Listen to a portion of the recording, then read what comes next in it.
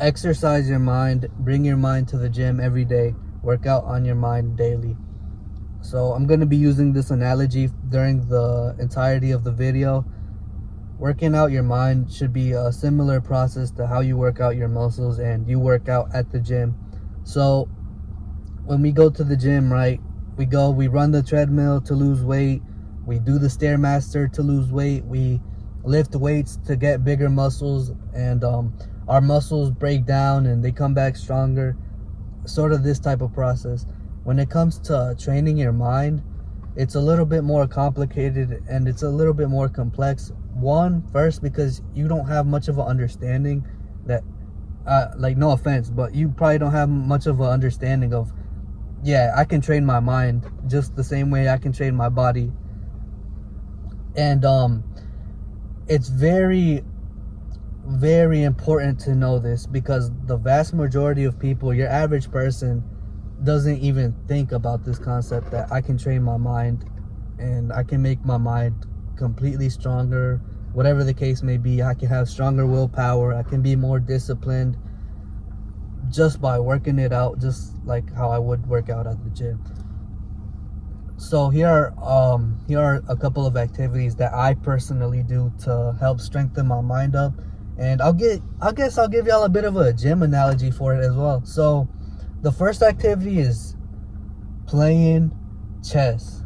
Now, playing chess comes with a lot of benefits, y'all. Me personally, those chess players out there, my ELO, I think that's what it's called, my chess rating essentially, my chess rating is 600. So I am not that good. I'm not even the top 1,000 billion, whatever. I'm probably like top 1 million, something like that. But yeah, I'm not that ranked. I'm not that high on chess. But for somebody who has been playing it, and I've been playing it for a pretty long time, getting to like master chess, that takes decades. Like, you gotta practice it. I'm like not even a fourth of the way there to being a master at chess, which is just something crazy, because I've been playing chess since I was like 15 or 16 or something like that. I've been playing for a while, not consistently. I've probably been playing consistently for like 2 years or so, and even then I don't feel like I've leveled up compared to how other people have. But yeah, so back to what I was saying. Playing chess, right, it's you versus another person, and it's literally a chess match, like a fight, but you're not using your fist. You're not, you know what I'm saying, you're not clocking them in the face. You're using your mind to sort of get this person to you're trying to use your mind to get this person's king, essentially. That's what chess boils down to. You're thinking of ways to outmaneuver each other, and it takes a lot of thinking in between every single turn. Every time somebody makes a move in professional chess tournaments, it's frowned upon to take like a minute to make a move. You're supposed to like actually just sit there and think for a good solid at least like 5 minutes. I haven't watched like a professional chess tournament, and that's probably why I'm not so good at chess. If I'm being honest, I needed like a chess master or a chess mentor, and I just never surrounded myself around the environment of people that play chess. I just play it online, but that's something else. That's a topic for another day. But you see how playing chess can sort of benefit your mind and sort of help you exercise your mind, if you will, because you're having a mental battle with someone else and you're trying to predict what's their next move. And that's a real life skill. You gotta know people's next moves, and you know what I mean, practice the foresight, which is basically the ability to think in the future and predict what's gonna happen. I feel like chess helps with that a lot, and it helps you predict what somebody else is gonna do. And it's so cool. There's so much personality to the other people that you're going up against, because not everybody's gonna play chess the same. I have some complete maniacs who just they try sacrificing their pawns, and they hope they can beat me that way. And then you have the very intellectual type players who are thinking 5 moves ahead of you. You have all types of archetypes while playing chess. So that's one. I would probably I would compare chess to like boxing, sort of, right? So one-on-one, You gotta guess what the other opponent is doing. So that's the physical equivalent of chess, in my opinion. The next one I would say is meditation, and the comparison I would give to meditation is stretching. So this isn't really an active workout, but it's basically it loosens up your muscles and you have more freedom of movement, right? You're more articulate, you can move around more. Same way with meditation, is you're giving yourself freedom of thought. And when you're meditating, the goal of meditation, for the goal of mindful meditation, which that's what I do, is to focus on your breathing. Every time a thought comes in your head, just go back to focusing on your breathing. And it's literally just disciplining your mind to stop thinking about things that are distracting you, and just to go back and focus in on the present moment. And overall, meditation has a lot of benefits to it too. Meditation gives you things like increased attention span, and there's science to back this up. Think about it. A common issue that a lot of people have, we have fish attention spans. Well, not me, but a lot of people have fish attention spans, or attention spans that is lower than a fish. And yeah, meditation is just something that personally would help with that. And your thoughts just come out more clearly. You think more clearly. And you also have this sort of like, I don't know, there's the benefits of meditation. A lot of the benefits are stuff that you don't realize until you actually just start doing it. You know what I mean? And then it'll just magically go away after you stop meditating. That's how it's been for me personally. When I meditate, I can't put into words all of the benefits, but you get some benefits in there that just make life a lot easier and thinking a lot easier. Me, I'm somebody with ADHD. Like, I haven't been diagnosed, but I don't know. I feel like I got that. But I feel like it hasn't gotten rid of the problem completely. Like, I'm still all over the place when it comes to thinking, but definitely has helped a lot. And gathering my thoughts, like when say I'm in a rush and I'm very busy and I have a lot going on, meditation just sort of helps me organize my thoughts and help me come up with the best efficient solution onto what to do with my time, I guess. But yeah, that's meditation for y'all. And then the third one, and probably last one, because these three are the ones that I personally use to work on my mind. But there's more advanced ways of exercising your mind and all this other stuff that I'm about to go into. But the third one is a given, is reading. Now, the way reading exercises your mind, I would probably compare it to running on the treadmill. Because with reading and running on the treadmill, I sort of get this sensation with both of them when I'm at like my halfway point. I don't know if y'all know what I'm talking about, but when you're at your halfway point of stamina and you're literally ready to quit, but you know you have more, like you got more in the tank, you got like half the tank full, but you're just ready to give up. Same thing goes for reading. In my personal experience, I'm at that half level of the tank, gas is halfway, and I know I could keep going, but I just want to stop it right there. And then when I keep going, I get that sort of sense of achievement, and it's not even that bad. Like, I'm not as tired mentally. I'm talking about the reading example right now.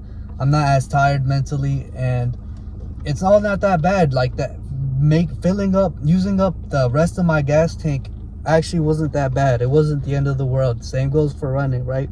You use your full gas tank, and yeah, for a couple minutes after, you're gonna be breathing very hard, and it's gonna be very tiring. But you know, it's worth it. That's what I'm trying to say. It's worth it. For running, it's worth it because you ran, you got, you know what I mean, you got your heart rate up and you lost some weight, however little it might be, but you lost a little bit of weight. And for reading, going that extra mile, going that extra, finishing the gas tank, when you do that, you may have gained a little bit of extra knowledge, and you would have gotten a better vocabulary, you would have understood words better, you would have heard words that you've never seen what they mean. There's just a lot of benefits to these little things. And I guess let me give y'all a new terminology for it. I'm gonna give it rich dopamine. That's what I'm gonna call it, rich dopamine, where basically it's not like cheap dopamine. Cheap dopamine would be something like watching TikTok, scrolling all day, watching Netflix all day, smoking weed all day. That's cheap dopamine. Rich dopamine is dopamine that I see that is as helpful and something that's productive, where you are growing and you're just helping yourself become a better person overall. Rich dopamine could be activities like going to the gym, meditating, chess, and just things that are going to be beneficial to you. So let me get into this higher level of thinking. Sort of, this is what the spiritual people think, but I'm just gonna, because this is speaking from somebody who is at an intermediate level. This is an intermediate level's point of view of this, but from what I've learned and from what I've read, there's higher levels of thinking, and there's stuff that people out there are able to do that your regular person just cannot do because they've trained their mind. For example, one example I read, I hope it was in the Laws of Mastery, and not the Laws of Human Nature. I'm still reading those two books, by the way. I will be done with them soon. If y'all want a book review, leave it down in the comment section below. I will for sure do a book review of each of those. But basically, it was telling me about how there was people throughout time who were able to think in images and not in language. So when you think, it's that little voice in your head telling you what to do or what to think. Well, there's people who are able to think in images. Like, they use their imagination, and they're able to think about what they would have been saying in their mind. A good example, right? And I don't know if this is true. This might be like folklore or just a legend, but if it's true, this is actually very impressive. But Nikola Tesla, before he died, this guy was able to imagine his invention, literally every single mechanism, every single part of his invention before inventing it. He would be able to come up with a picture perfect image in his mind and then invent it in reality. That's like, what is that? That's like manifestation, like on a whole nother level. That's like, what do I call that? That's instant manifestation. You're telling me this guy is able to think, okay, I'm gonna make this ray gun. I don't know, I couldn't come up with a good example. I'm gonna make this ray gun, and I'm gonna think about how to make it in my head, and then I'm gonna make it in real life once I'm done doing that. That's like a crazy level of thinking. Meanwhile, there's the rest of us with goldfish attention spans. We can't even think for more than 10 seconds about one thing, and there's people who are able to do this. And then something else I picked up, I think this was something I picked up in the Laws of Human Nature, but it's sort of this ability to pay attention to somebody as they're speaking, and you're picking up their body language instead of what they're actually saying. Like the same way detectives, right? Detectives, they can tell somebody's lying by their body language. If they're fidgeting, or if they're not making direct eye contact with the detective, or there's just these little social cues that you can tell somebody's lying. And it's just about like working your mind up, and you just got to get your mind to that level. My mind, I'm at like a beginner's level when it comes to both of those things. And another thing, having original thoughts. A lot of us don't have original thoughts. A lot of people do not have original thoughts. A lot of people subconsciously just say what they see on TikTok, and it's just killed critical thinking in a way. Short form content is just killing our attention span, but it's also killing our ability to think for ourselves, because you're seeing these TikToks that are supposedly informational, or you're seeing these TikToks of these opinions of people that you think, oh wow, this guy must be really smart, but it's just a 40-second clip with no context. So he could be really smart, or he could be just straight up lying to you. Me personally, I could be straight up lying to you everything I say, and some of y'all will just still go on and say the same thing as me. That's just how deep this TikTok programming and this short form content programming can go. So gotta be an original thinker. But all of this stuff that I'm talking about, the thinking in images part, the understanding people's body language, scanning people's body language, and coming up with original thoughts, that's all mentally straining for your mind, and it's something that puts your mind to work, and you actually got to think about it. When was the last time y'all took 30 seconds, just stared at a wall, and just let your thoughts come to you? When was the last time y'all did that? If you're somebody who's not scared of your thoughts, which a lot of people are, and that's a point I used to be at too, honestly. I used to be scared of my own thoughts, and my thoughts used to be very scary, and to run away from those thoughts, I would just scroll on TikTok all day. But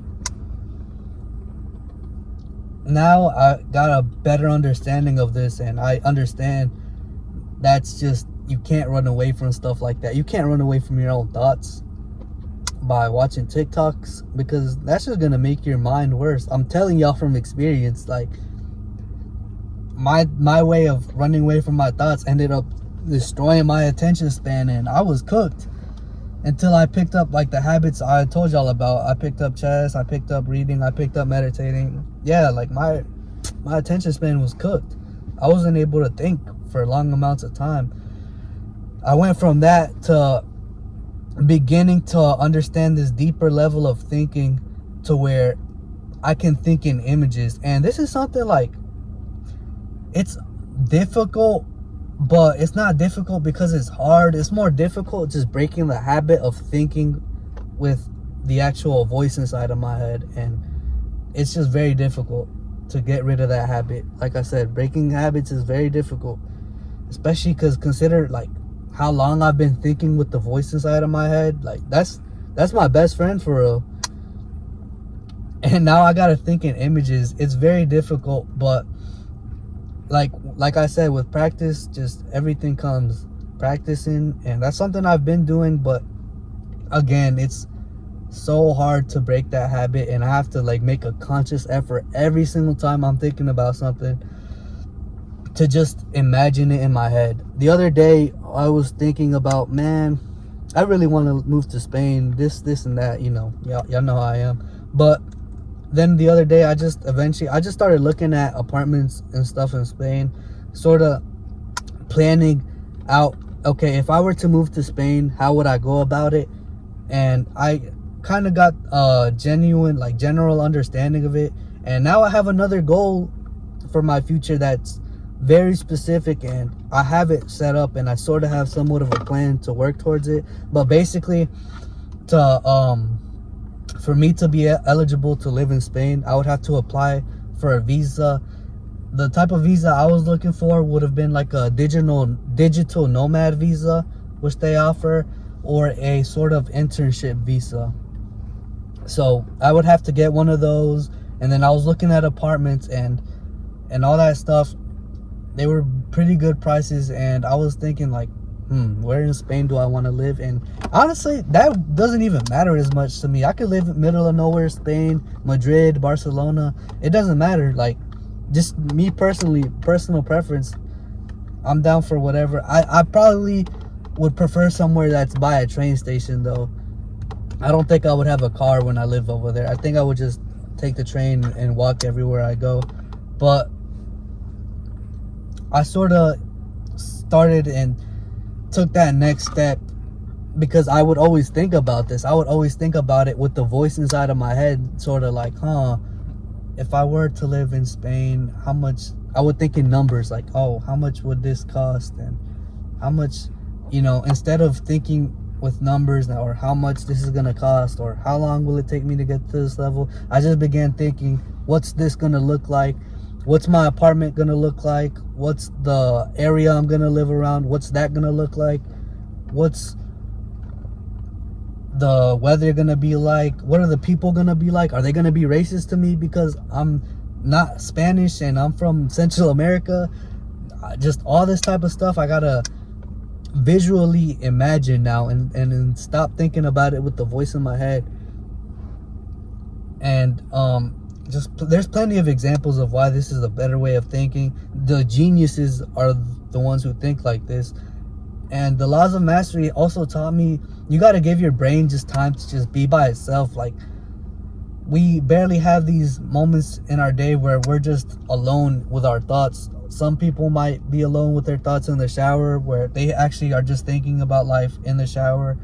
I'm not gonna lie, I'm not one of those people. I'll be watching YouTube while I'm in the shower, but look, I feel like I can make up for that because I actually do take the time out of my day to just stare at a wall, or just be alone with my thoughts and think about where I'm going and what am I doing.